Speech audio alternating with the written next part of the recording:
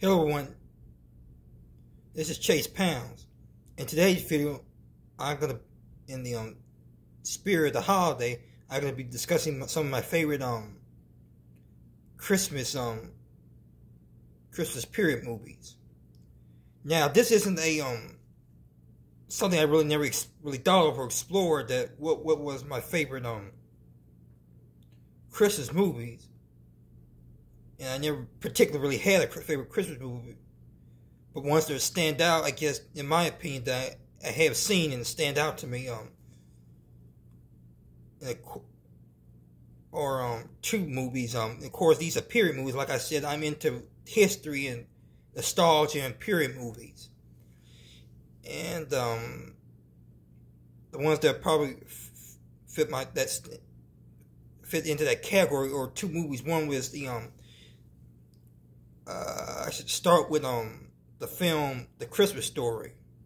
Now, some of you may not be familiar, some may be familiar with this film, but The Christmas Story is a fictitious story about a boy named Ralphie, and is narrated by the grown adult version. Well, I should say it's narrated from him as an adult, but he reminisces on his childhood, on his favorite Christmas, where it's set in 1940s Chicago, where it centers around him, his brother, and his parents, who live kind of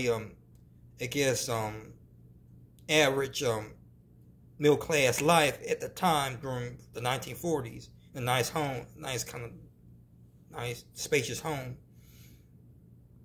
and he's wishing for a BB gun for Christmas, and everybody keeps telling him that he's gonna shoot his eyes out, but he keeps wishing for this and hoping for this BB gun that he wants.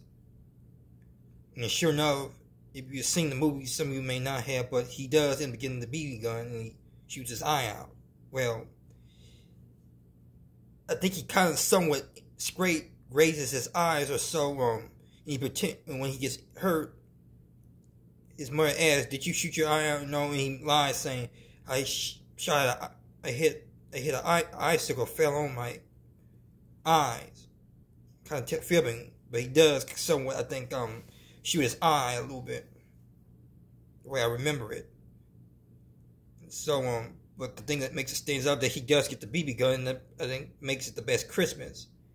And they, I kind of may be spoiling for you if you haven't seen the movie, but it ends with their turkey, the dogs coming in, the neighbor's dogs coming in and knocks over the Thanksgiving turkey, so they had no turkey. And so they go out to get Chinese takeout, and they order Chinese it's kind of a Chinese, I guess, Asian version of Christmas dinner. And from that point on, they stuck with having Chinese Thanksgiving dinner, and it was a tradition that stayed with them, and that made it the best Christmas, supposedly. But it's a nice film, and there's some iconic scenes in it, such as the boy that licks the pole, and his tongue gets stuck to the pole, and the fire department has to go and get him. I think that's very iconic, and it's been redone in several other movies and been party scenarios of that. And other movies and TV shows, cartoons I've seen. And another iconic scene would probably be him in the Easter Bunny suit, which the fire replied he looked like a deranged Easter Bunny, and he got it from his aunt, and I don't know what. Right mind why the aunt would send him a pink Easter Bunny outfit, and why would they make him try on, even though the aunt was there? They still made him try it on, the Easter Bunny suit. He didn't really have to try it on if it wasn't company, in my opinion. And then I think another iconic scene, of course, the Santa Claus scene, where he asked her what he wanted for Christmas, and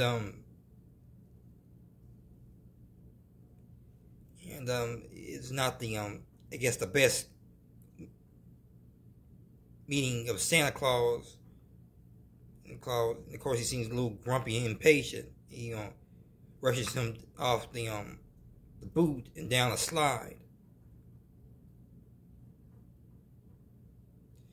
And that's pretty much the things that stand out in the film. Then there's the lamp. I forgot the lamp. And it's like a lady's lamp, and legs showing. And I think his father wins it from a raffle or something, and it comes in a crated box. And the wife despises it, I guess because it seems sexist. But the father sure likes it. And at one point, I think what happens is, I think that either the wife knocks the lamp, or is careless, or causes the lamp to fall or collapse. And the father gets real upset.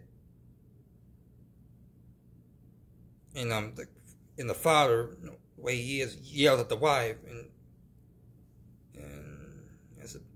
that's kind of the issue with the lamp. And I think he tries to glue it back together, put it back together, I think. But that's just one of the oddities, I guess, the quirks, the funny things that stand out in the movie. Now, one thing I always questioned, always wondered, the setting of this film, even though I told you it's set in Chicago in the 1940s, but it doesn't give exact period of the 1940s. Whether was it set prior to World War II, or after. If it was prior to World War II, he would have mentioned the fears of the Nazis invading and the depression and people, which he doesn't mention none of that in the movie. So I'm guessing that it was set after the World War II, so it must have been like in the late 40s, so late 1940s, I'm suggesting. And that's about and then if you're familiar with the you may notice or not, if you're fans of the film, there is the house they used to shoot the film is on display as a little tourist attraction, like I'm not sure if it's like a museum, but a tourist attraction, and it has like certain props. It takes lines and props from the film, such as it has the lamp. It has another thing that was iconic was they put a bar. Ralphie said a cuss word, and they made him put the old fashioned punishment where they put soap in your mouth when you cuss. It say bad words, and that's the thing proper that was they had like soap that you can stick in your mouth.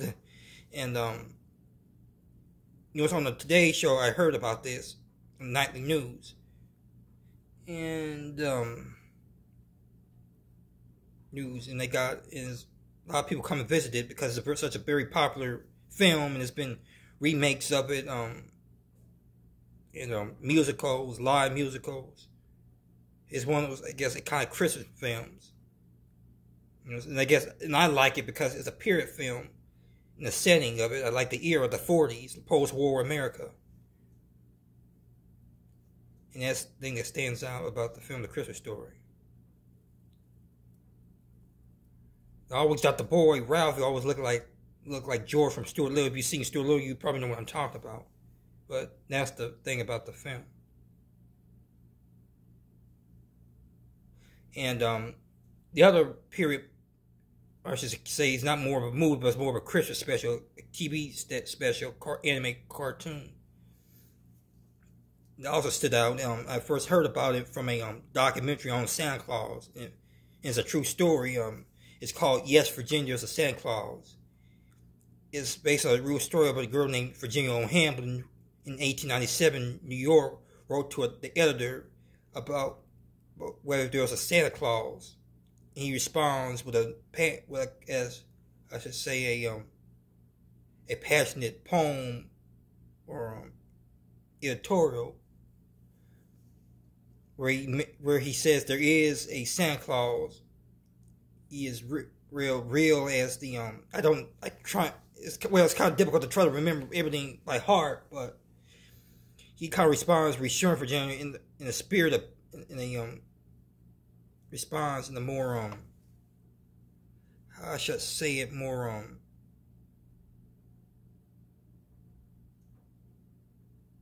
trying to find the word to say it, but in a more spiritual light of saying there is a Santa Claus in the generosity of people's heart and people. There may not be a Santa Claus, but it exists in the spirit of people. I guess in giving, which is the true meaning of Christmas is giving. The point of giving. That's why we give gifts, because the spirit of giving and giving to others. Though it's really about the birth of Jesus Christ, but it's also part of the holiday. I guess to some people who may not have it be very spiritual or very religious, is the giving part of it. Just giving. It's the spirit of goodness in people. I guess that's maybe where I'm kind of getting out of the editorial. And it was made into a 1974 cartoon. It may not be the very most knowable because my parents don't know about this cartoon, though. There's been remakes of it. There's been I think a film version, 1991 film version called Yes, Virginia, There Is a Santa Claus. I tried to look it up on YouTube, but so far I haven't been able to find the whole film. It's just a scene where they read the editorial. And then they did another version, animated version. You may have seen it comes on ABC quite frequently, ABC Family, every Christmas. And I say as a girl who's 8 years old, which I think is a little interesting or a little odd. Well, I guess it depends on the child itself and its upbringing, or I guess the way they think. But typically at 8, most people stop believing that there's a Santa, grows out of the phase that there's a Santa Claus. I was even taught in my sociology class that my sociology class I took a college class I took in sociology my first year, and she mentioned something that stood out is that most people at age 8 stop believing in Santa Claus, go all the phase of believing in Santa Claus. And I was 8 years old when I found that Santa Claus isn't real, because it wasn't even during the holiday. It was, I just randomly asked my father, is there a Santa Claus? And they said no.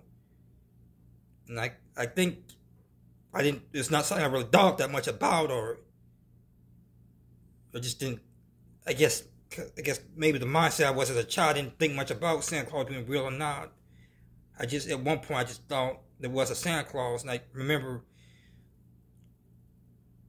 thinking that there was, I went on the field trip to a local attraction at our place called the Magic, in our hometown, the Magic House, and there was a Santa Claus they had there, where you could sit on his lap and tell him what you want for Christmas. And one of the things I told him I wanted for Christmas was Finding Nemo toys. Toys from, like figurines from the movie Finding Nemo. I went through a phase when I was into the movie Finding Nemo. And that Christmas I did get the toys. I wanted those Finding Nemo toys. You know, I guess it was that's why and that's why I guess maybe believed there was a Santa Claus, because I received the gifts I wanted. But as I got to 8 years old, I found there was no Santa Claus, and at one point I knew there was no Santa Claus. But the reason why I like this or I should say why the movie stands out. I haven't watched it in a while. I watched it in middle school when I was in 4th grade. And it was also in 4th grade when I watched The Christmas Story for the first time as well. But again, the reason why I like that movie, Christmas Story, because it was a period show, and it's set during the turn of the century, which I like the awarding age, the turn of the century era. So I guess that's what I like about it, mainly. And it's pretty much the Christmas stories that stand out to me. Christmas specials and movies that stand out to me. You probably may be thinking, why isn't the Christmas Carol on your list as being a popular period Christmas, a popular Christmas story or film, or I should say movie, and which is set during the Victorian times. But I just could never get into the Christmas Carol. I haven't really seen I haven't really seen that many movies of the Christmas Carol. Though I've seen anime, like cartoon specials, such as I saw the Mickey Mouse, or I should say the Disney version of A Christmas Carol. I watched it when I was in I think first grade. And then they had one when I was in third grade. They had a Looney Tunes version as well. The Christmas Carol was more modernized. It wasn't the set during the Victorian England setting. But those the Christmas movies that stand out to me. It's the Christmas Story and Yes, Virginia is the Santa Claus. And so that's all I have to say about all I have to say for this video. This is another video by Chase Pound. Stay tuned for my next video.